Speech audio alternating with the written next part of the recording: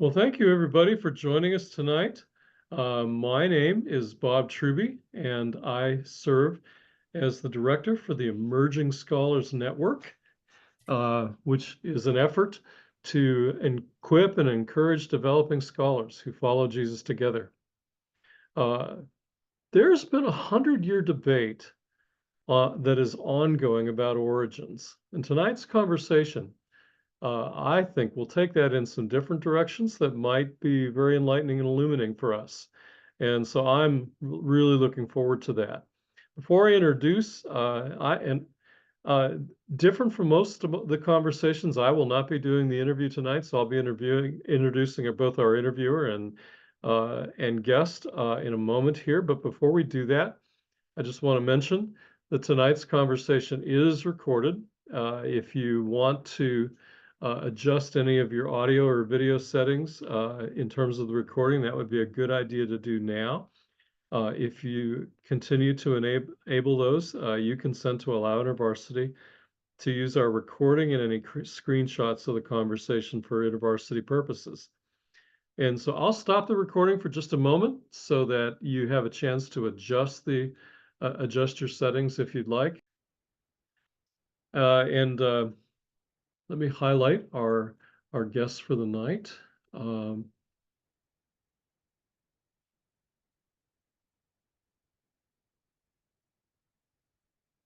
So our guests for this evening are Andy Walsh, who will be leading our interview tonight. And Andy is the Chief Science Officer at Health Monitoring. He's has over a decade of experience analyzing electronic healthcare data for infectious and non-infectious disease concerns, mass gathering preparedness, and healthcare policy questions. I know Andy most for his writing on science and faith, particularly for the Emerging Scholars Network blog's Science Corner. He's also written a book that Faith Across the Multiverse, published with Hendrickson, although we were discovering that we think it's on print on demand now. But the book explores concepts from contemporary science and how they reveal more about God. So we're very glad. I really appreciate Andy taking the time this evening to do this interview. Dru Johnson is our guest for tonight. He has his PhD from the University of St. Andrews. He directs the Center for Hebraic Thought, and he's been a research fellow at the Herzl Institute in Jerusalem, the Logos Institute at St. Andrews, and the Henry Center that's part of Trinity Evangelical Divinity School. He's the author or editor of numerous books, including Biblical Philosophy, Human Rights, and Knowledge by Ritual.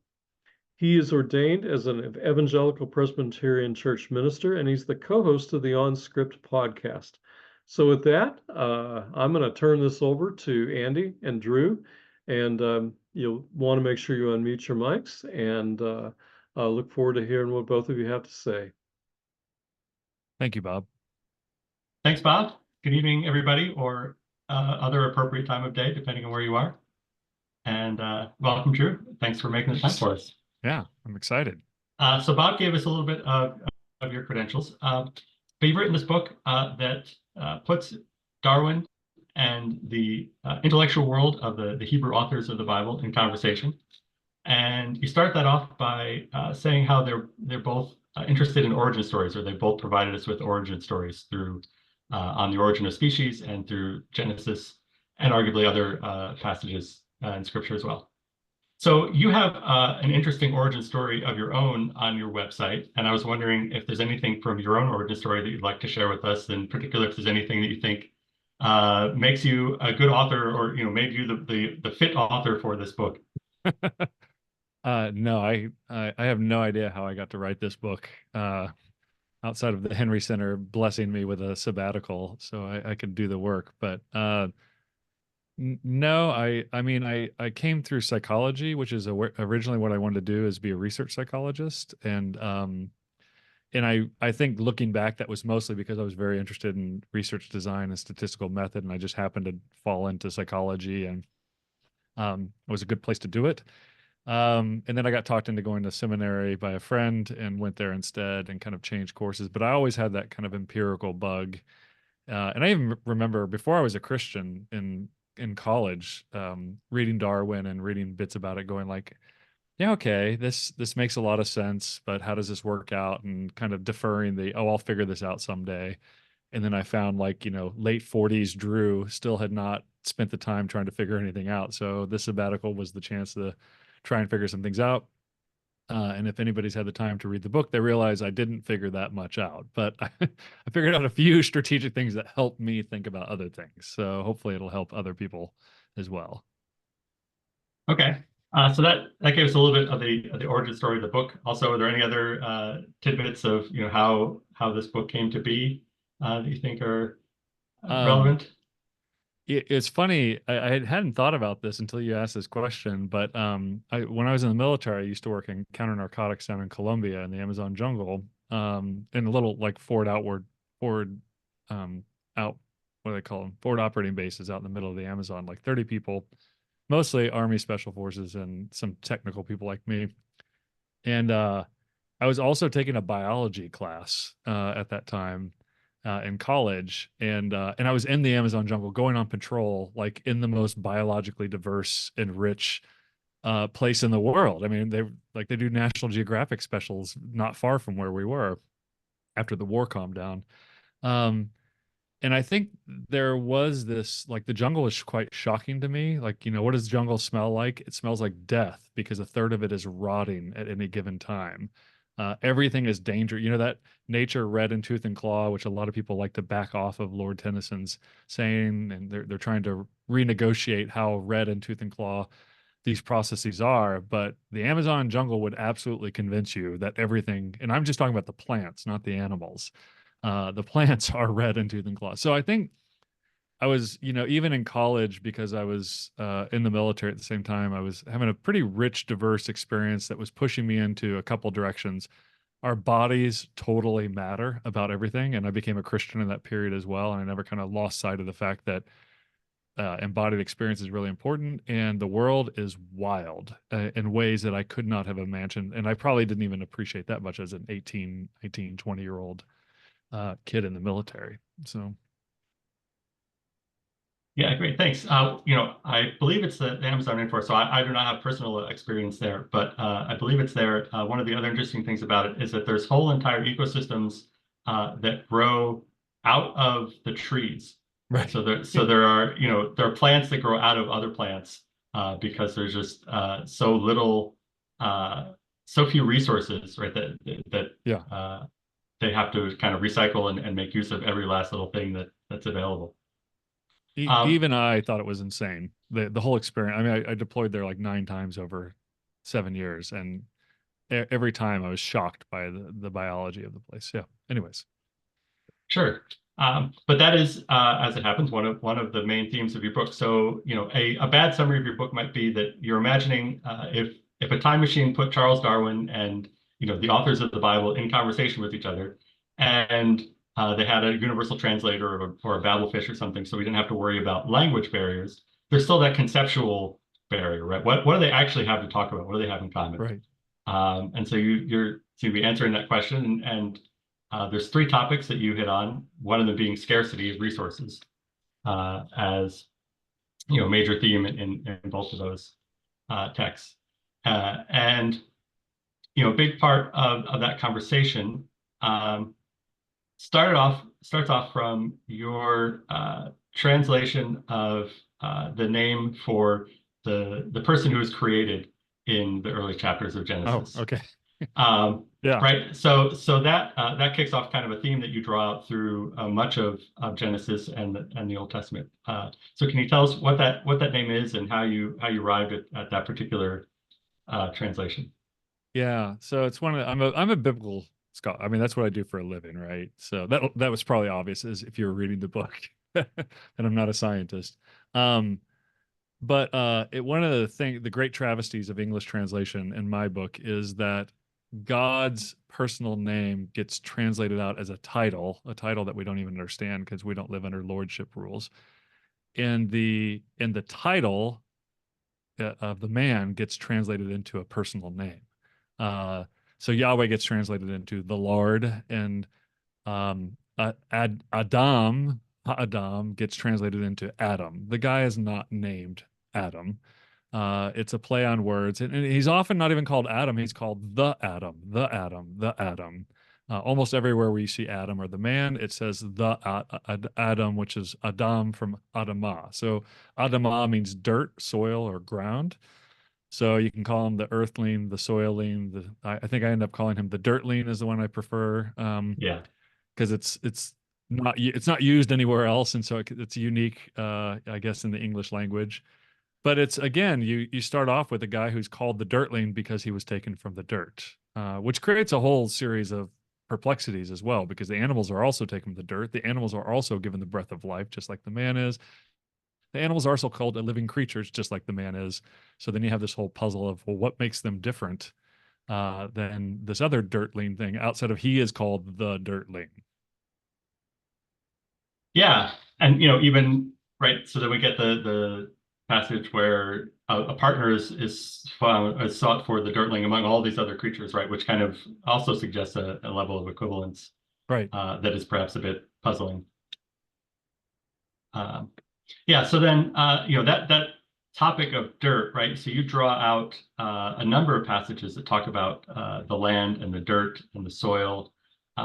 Is that, so I'm not a biblical scholar, and Hebrew is not something that I have any passing familiarity with. So can you help us, or help me at least, to understand, are these things that, like, Hebrew scholars generally, like, when they read the Old Testament, these are the things that stand out to them, and you're just sort of putting them in conversation with Darwin, or are these new themes that you're drawing out for No, folks? almost nothing I say is new in this book. I mean, most Bible scholars are going to be like, yeah, okay, so and so made that point, and I try to cite along the way the people who have been making these points. In fact, I love it when I see something in the Hebrew Bible like this, and I go, oh my goodness, that seems to be earth-shattering for how you understand all of this other stuff. And then I immediately go look up and see if anybody has said this, and I'm so relieved when I find, oh, back in 1984, somebody wrote an article about this that everybody ignored, or yeah, every commentator cites it. So no, I would be very nervous if I was making innovative interpretations of the text. Quite honestly, I probably wouldn't publish it if it was all innovative interpretation of the text.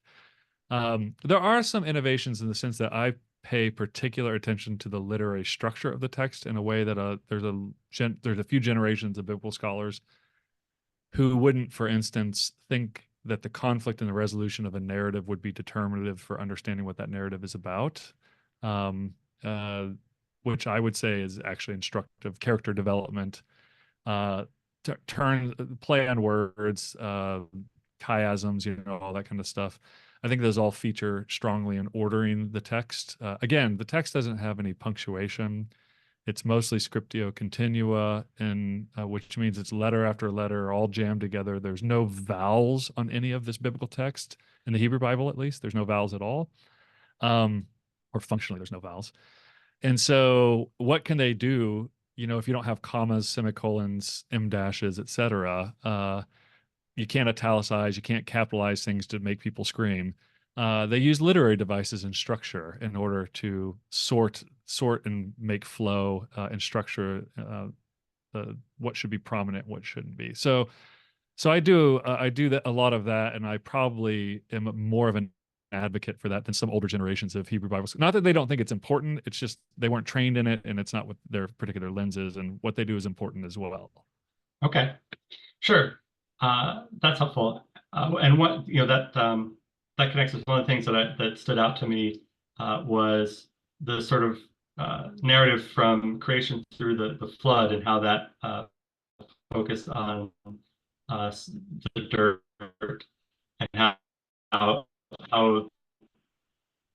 there are elements of the flood narrative that, as you say, kind of bring a resolution to some of the narrative. You tell more about that? Yeah, and that was surprising for realizing, like, having that full frontal cortex realization that dirt is like a main character in all of Genesis 1 through 11. And most people don't know it because it all gets translated out.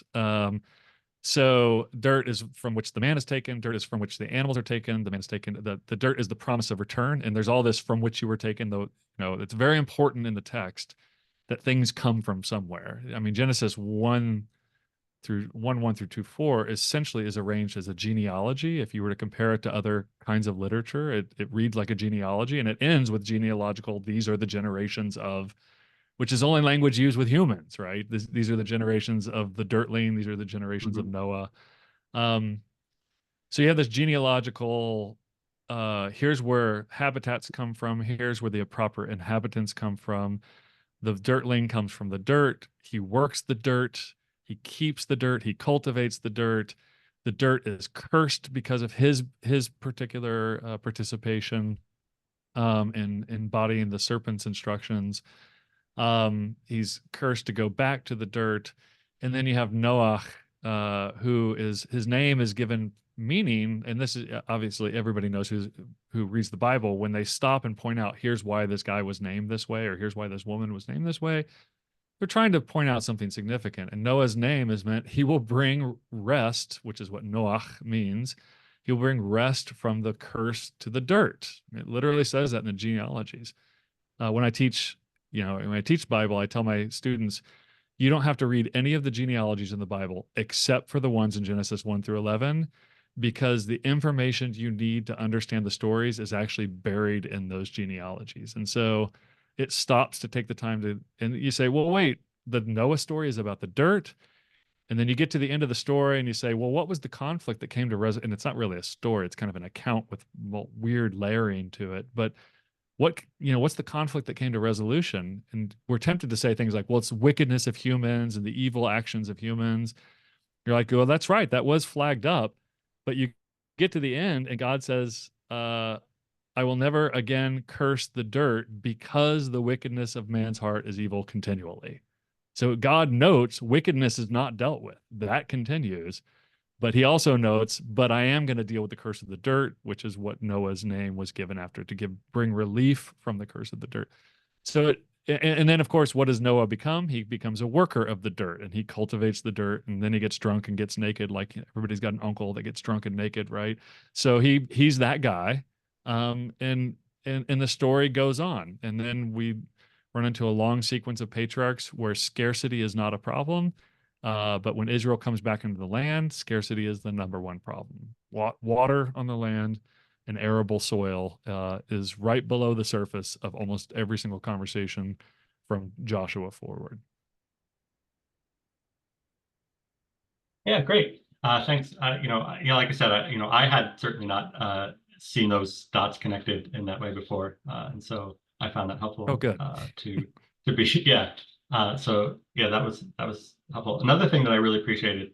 So something that has struck me in these ongoing conversations about how to connect science and faith, the natural versus supernatural distinction comes up a lot.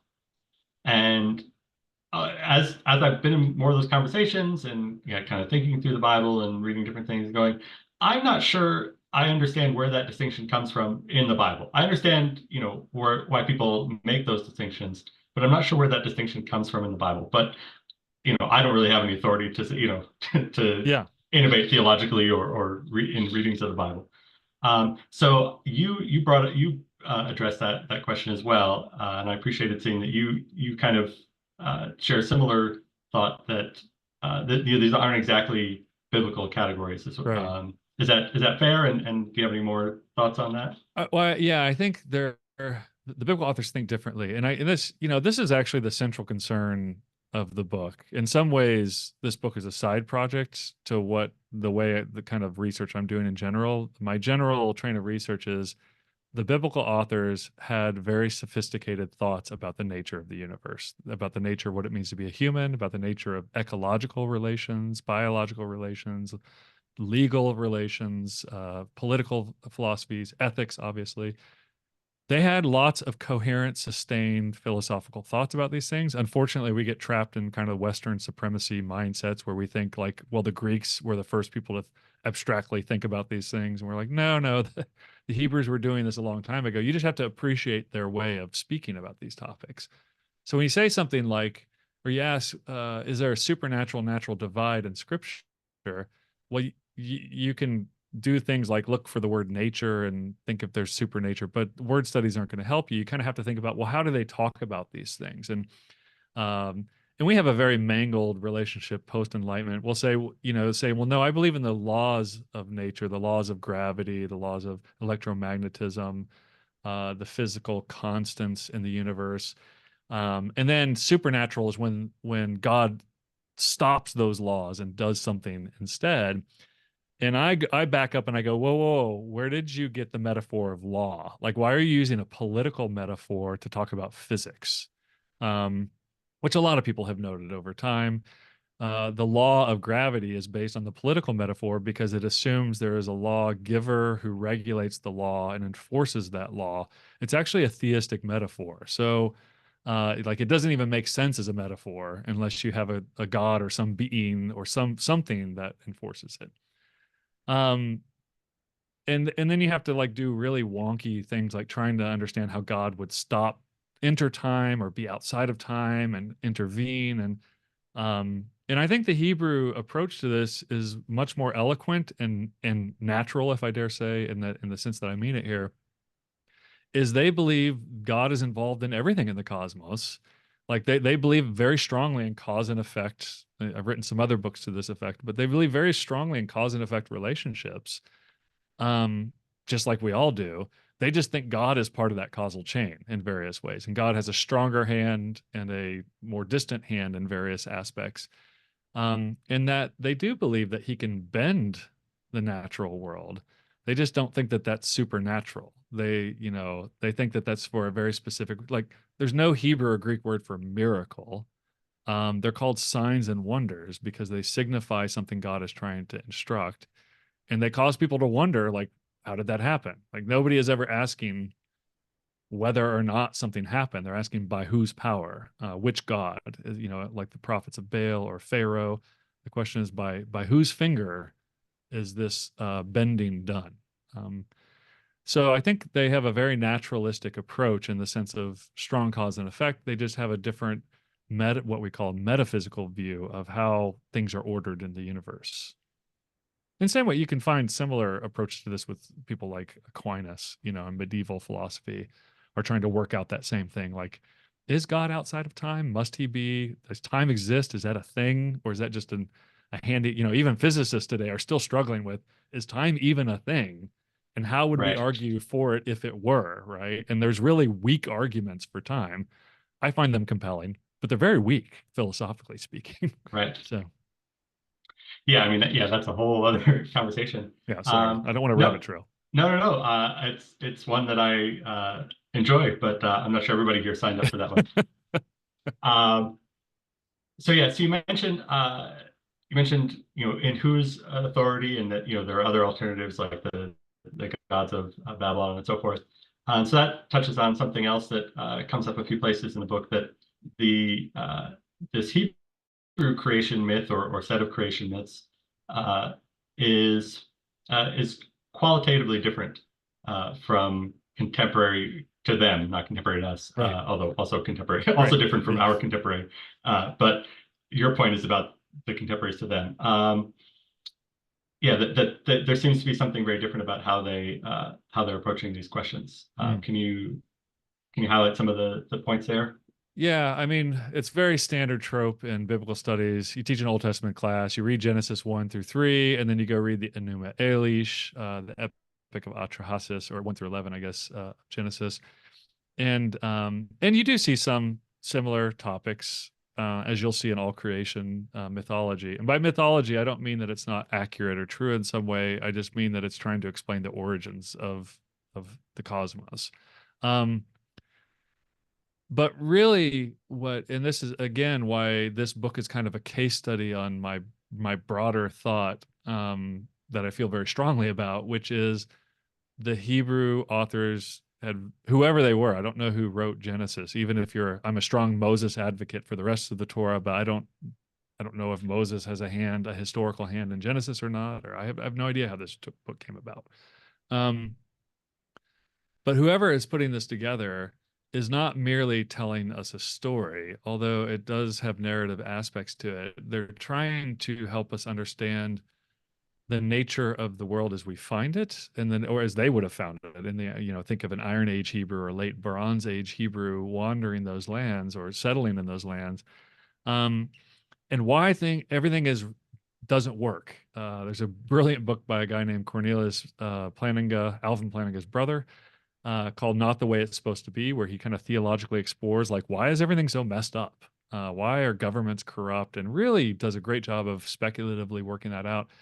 The biblical authors are trying to do that too. I mean, you might ask yourself, is it okay to have more than one wife? A polyamorous relationship. Well, Genesis is going to tell you lots of stories about how that could go sideways on you in 15 different ways that you might not have been able to imagine.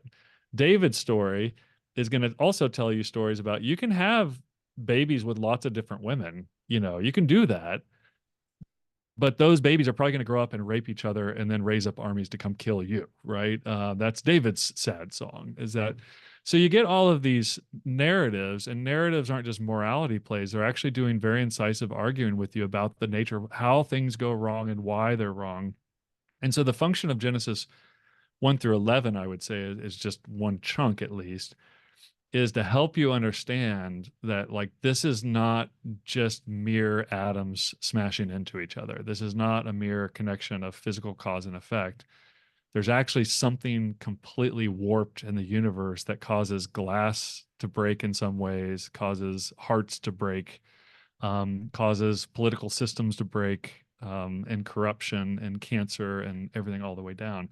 And they just have a very strong view of that kind of carries throughout the prophets. Jesus has a son. I mean, I would say the healing ministry of Jesus assumes that view in the Torah of the shatteredness of reality, and the metaphysical disorientation or misorientation of reality.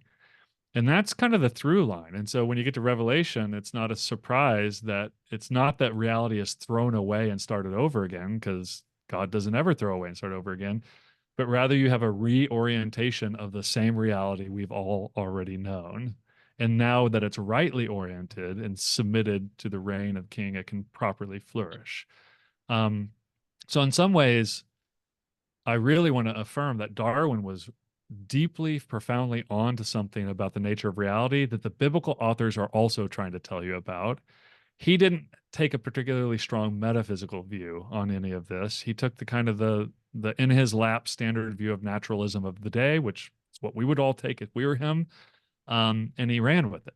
And I should point out, I forgot the guy's name. There's a guy in Northern Ireland who wrote a review of this book. He's a historian of science, which I was terrified of that part of the book because I didn't really know. In the book I can't explain why do Darwin's thoughts and the biblical authors seem to overlap in such strategic ways. And he actually says there's some research, I haven't looked at it yet, that argues that people argue like Darwin was influenced by the biblical view of reality, and that actually did structure and shape his thought. And some people might even argue that wrongly structured and shaped his thought, and he got obsessed with violence and other things, and competitiveness versus cooperation. But yeah, I think there's a role that Scripture wants to play in this discussion. That the typical moves where we just go, oh, that first part of creation, that's just a myth. It's just a story they told themselves to make themselves feel better about the whole thing. Just swap that out for evolution, and then bang, Genesis 12, we can go. And I'm telling you, you can't actually do that because they have a more robust philosophical view of the universe that kind of puts some constraints on those kinds of moves. Okay. So one of the other themes that you see in common between Darwin and these Hebrew authors is this fitness to the environment. And I think you might have hinted at this, but it was certainly something that occurred to me when I was reading. When you're talking about the differences between what they were writing and what other folks were writing, and the differences between their physical environment and the physical environments of some of these other cultures. What would you say to somebody who said, well, they just happen to write about these themes because that, their environment shaped them to, or, their thinking was fit to their particular physical environment, rather than being onto something perhaps more profound or more correct than these other folks? Well, I mean, that's fine. I guess you could lodge that argument about anything, right? You're just saying that because that's your your upbringing, that's what you know. I mean, you could argue it both ways. You could say, well, actually, the number one problem of an Iron Age Hebrew farmer, which is what most all of them were, was that they didn't fit the land. That the land was completely, the dirty little secret of the Hebrew Bible is there's only one part of the ancient Fertile Crescent that's not fertile, and that's the part that God stuck them in. It's not fertile, and it has no natural sources of water, regulated water, outside of some very scant resources until you get up into the Jezreel Valley in the north. So you could say they're actually operating out of a deep sense of we don't fit this land unless we are contoured to it in the way that God has instructed us to. And the interesting thing that I don't play up as much in this book, but I do another one, is it's not just that they have to the answer to them to life being difficult in agrarian subsistence Iron Age Israel is not God pours abundance on them. It's that God says okay, I'll make it so that you can get by here year after year. You're going to have enough. It was actually a theologian at Calvin Seminary that pointed this out to me because I was saying scarcity is buffeted with abundance, and she was like, abundant? Where are you getting abundance from? The Bible is scarcity is buffeted with sufficient provision. That's what you get. You don't get banquets is new heavens, new earth stuff. And you do have some strategic banqueting going on in the Torah that's required. Everybody has to bring, it's like a potluck. Everybody brings something, even the poor.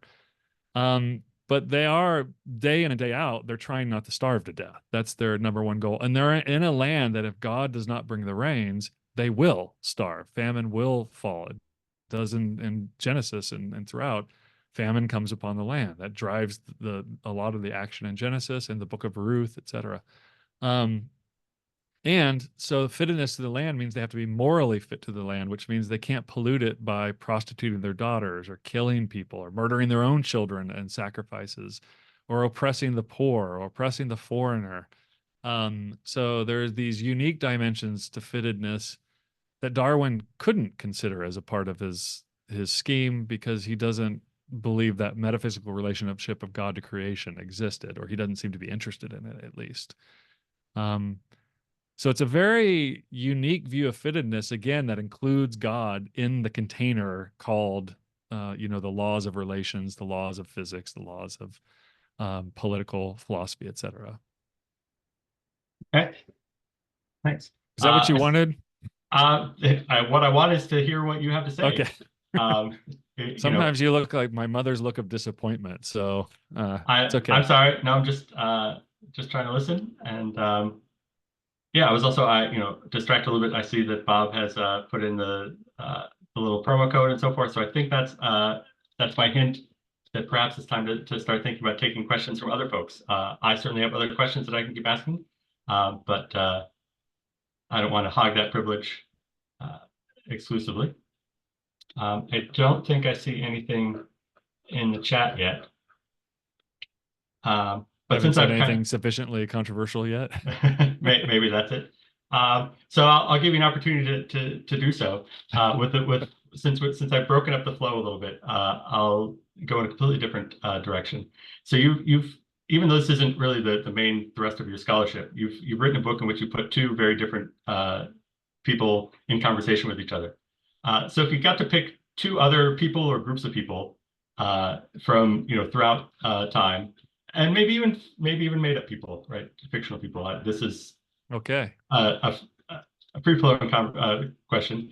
Who would you pick? Who would you want to? What kind of conversation would you want to hear that you could be the fly on the wall to see what they would have in common to talk about? I would love to put modern philosophers of math in conversation with you're all the way from Pythagoras up to the Ptolemies. Okay. And I think it would be a long, again, you'd have to have a translator. There's a joke in mathematics that Galois, posited set theory, but if he walked into a conference on Galois and set theory today, he wouldn't understand what was going on. So you'd have to have somebody who could translate it. But I think, because I think it's an adjacent issue, is whether you think like math metaphysically belongs to humanity or it belongs outside of humanity. If it's something that we discover or if it's something that is a tool and a discovery that comes from human experience.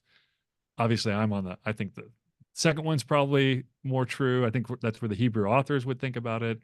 But you have a lot of people who still are kind of naive Platonists where they're just like, no, triangles exist apart from humans. If all humans died tomorrow, triangles would just exist.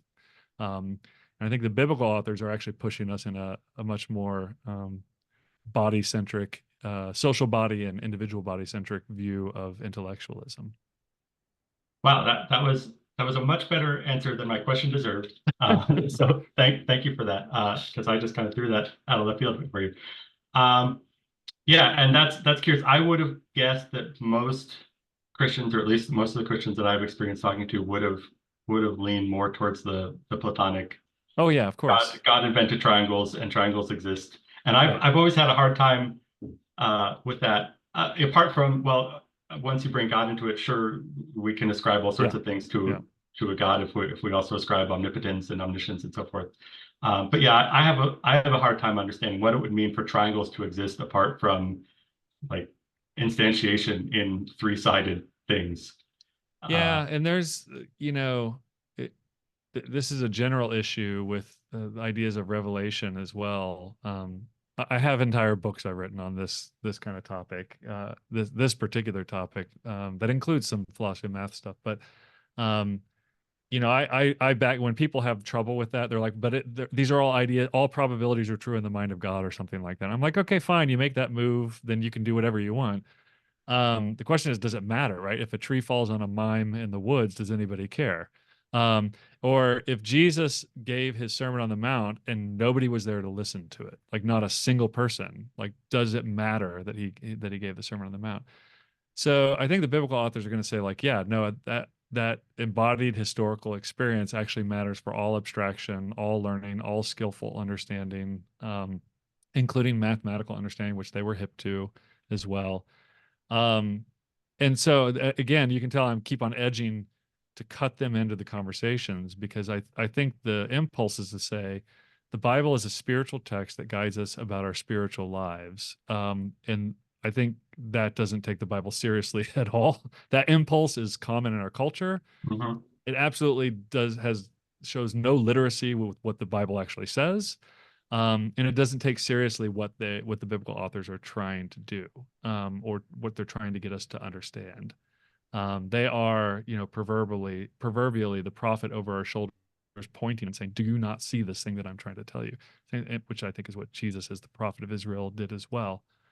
So, so why not ask them, "Hey, what do you have to say about things like evolutionary theory?" Because it seems pretty like we're not actually talking about evolutionary theory. You can tell in the book I kind of stay at natural selection and evolutionary science based on natural selection. I kind of stay in that corner.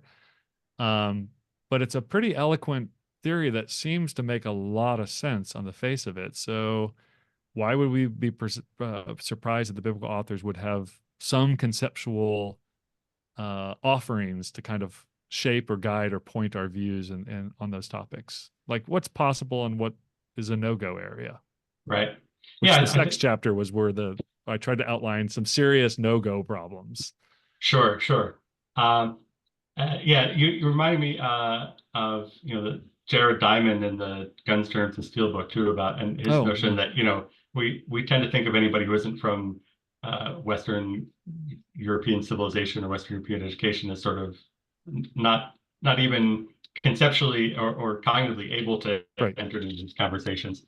And it's like, no, they have the brains, they have the smarts, they just maybe don't have the same exact vocabulary or same exact experiences. But once you get them up to speed, we could have a conversation about these things. And I think that makes a lot of sense.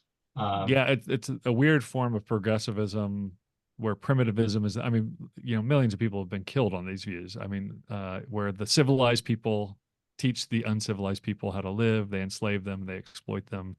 And you get this kind of, it's not anti-Semitism, it's almost like an anti-Hebraism, primitivism latent in everything that we think. So yeah, once you kind of learn how they think about things, then you find out they have all kinds of things to say about lots of things that we might not think they would. Right. So we have some questions in the chat. and they are things, so far, they're things that you talked about in the book, so I think we'll be in good shape here. Okay. So you had talked about scarcity and abundance versus scarcity and sufficiency. And so a couple of people brought up the question, what is about where it says the land flowing with milk and honey? Yeah. How are we to understand that in light of what you just said? Yeah, so I do address that directly in the book. Yeah. So it's probably no surprise that archaeologists and biblical scholars, I mean, anybody who's been to Israel, like your first, you look around, you see the green. He makes me to lie down in green pastures, and then you see what green pastures mean. You're like, where's the green? It's just rocks on the side of that hill, right? You're like, what is going on here? And then you have to make up all kinds of romantic stories about, well, if Israel had obeyed, this would have been flowing or whatever. So I think that land of milk and honey is actually tugging on a more ancient discussion of that area. I think this is what most people think, that it's meant to actually mean something like you can survive.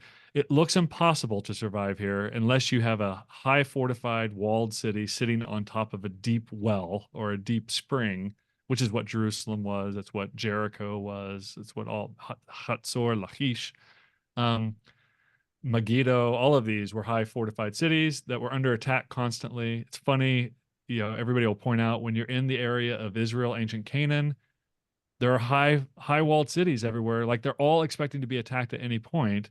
You go outside of, you go north or south, there's no walled city. That's not a normal thing. These people are in a defensive, militarized posture all the time before Israel gets there. And it's because they're protecting closely the resources that can keep them alive year in and year out. If you go into Deuteronomy, it's pretty clear. God says, I will bring the rains year in and year out. Baal is the God that's in charge of the rain. Baal and Ashtoreth or Asherah or Ashtarta, she goes by many names. Baal and his girlfriend are the ones who bring the rains. And so God says, no, I'll do that task. This is what Elijah's big showdown in 1 Kings 18 is all about. And the rains make the place livable. But the interesting thing is the rains have to be trapped.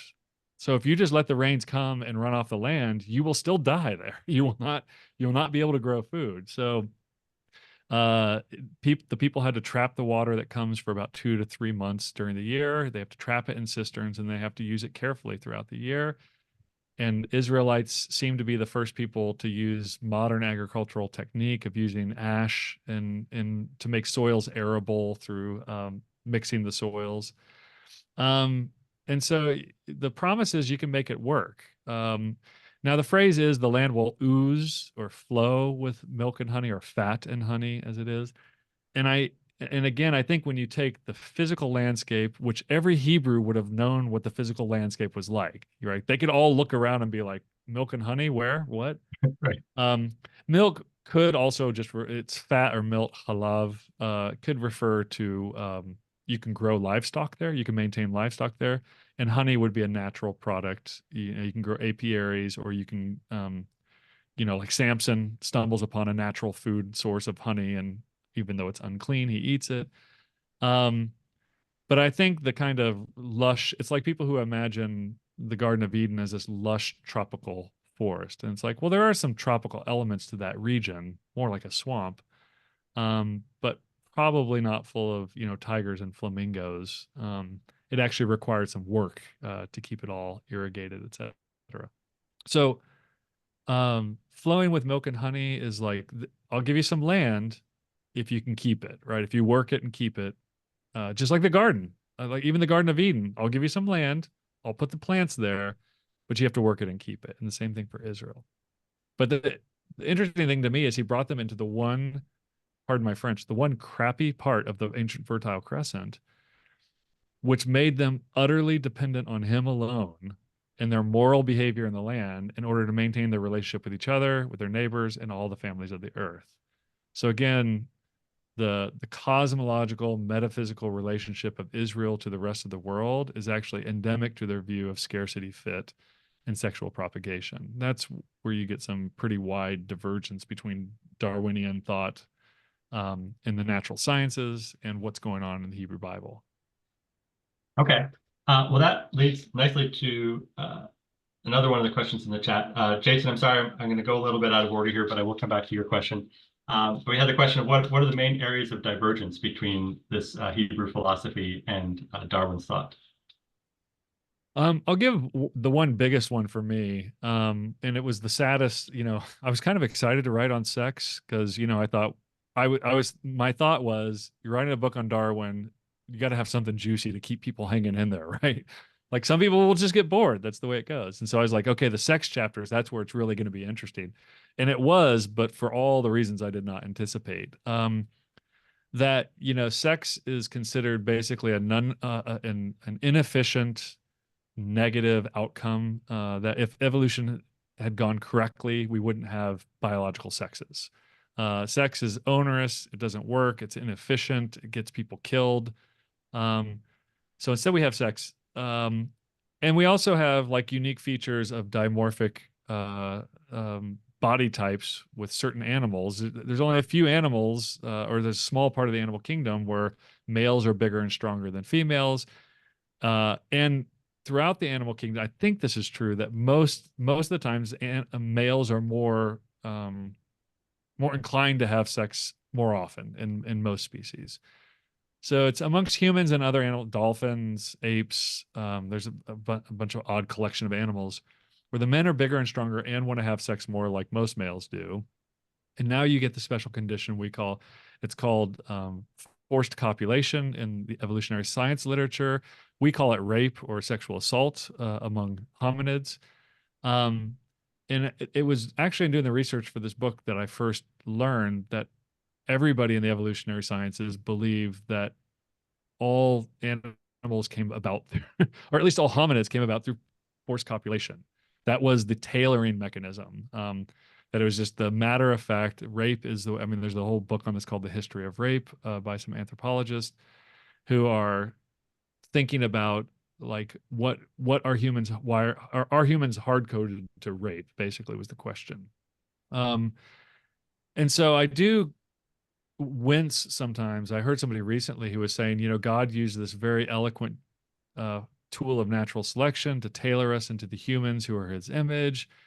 And I'm sitting there listening to this person talking, thinking, eloquent tool of natural selection? I mean, if they are correct, that's going to be a huge stumbling block, I think, theologically for most people, whether you're a Christian or not. That's going to be a huge ethical stumbling block to say, okay, we just have to admit it, that my great, great, great, great, grandfather, whatever led to me diverging the path that came down to the Johnsons, it was a long process of sexual assault, a long series of histories of sexual assaults. And at some point, cooperation emerges. And at some point, mating rituals emerge. And at some point, like courtesy emerge, whatever. That was a real stumbling block. I don't know any way around that, quite honestly. As I said in the book, the biblical authors seem to imagine a time and a world in which rape did not exist, or it was not a present feature of reality. No evolutionary biologist can conceive of a world where forced copulation does not exist. So I couldn't find a way around that conflict. Maybe somebody has, but that seems to be a real hard sticking point. Okay. So I think actually that leads somewhat well back to Jason's question. So he points out that a big point of contention for people is not on these sort of more metaphysical questions, but on the very practical how. Like what was the sequence of events that led to the world as we currently know it? And so he asked, do you think that Genesis texts address the point of the how in any clear and definite way? Like, is there a sufficient detail, I guess, there to say that it contradicts or aligns with Darwin, or are they not addressing the how, or what would you say on that question? Okay, so maybe I should push back on Jason and say, what do you mean by how? So, because explanation in science takes many different forms, right? What's a satisfactory explanation for a psychologist would not be for a biologist, would not be for a chemist, would not be for a physicist, right? So do you mean just the physical aspect of how human bodies came into form that they are today and the relations they have? I don't know if Like mandibular muscle patterns are based off of this particular type of genetic sequencing based on this natural selection in this particular way kind of question. I suspect that it's a bit. So his follow-up is how the physical process of creating or making. So I Okay.